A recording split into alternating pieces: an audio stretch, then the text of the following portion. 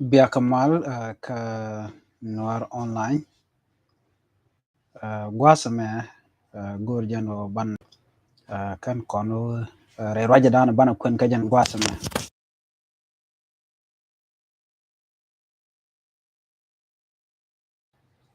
mala kenyam ener mala men bana raitin kajan gwasame bana raja ka kwi boko chikono tok boko chikono tok bana tan danan de kon ngwana kwen kaja bana je linkel te ka to goro de kon ngaje long kajana me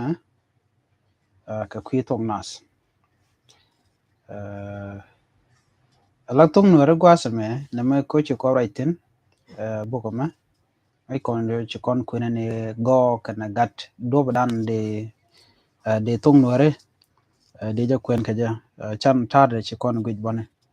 chiko rai ka kwi go kana gat do badan de gor ka jam chenen yana me go kana me kana me gat gwara gwar ka bone chaga bu dak pin gwasame changa jin bijine ja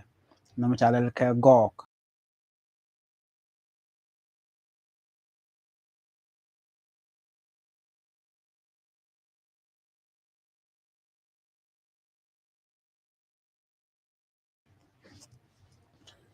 gwasame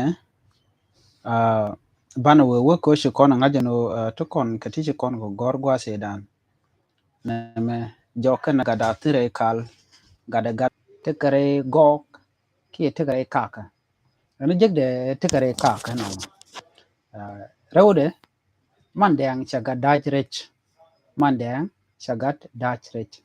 mlar kone mandang chaga daj rech di gujeno te ga mlar ke te ka kwingu ka kwi gat ka gat ngu mi cha kam gwasa me jentie gat cha mu ko ngu ano gat mete mi cha kam bi chunga je no gat mo cha mu ka do kamen cha muy ka dor ka je mi jini guru je no bi lo da bi ngaja gwa de kanu moch kala me che deben gat mun nan kon man dang cha gat rei rech man dang cha gat kal rech man dang cha gat moch rech no no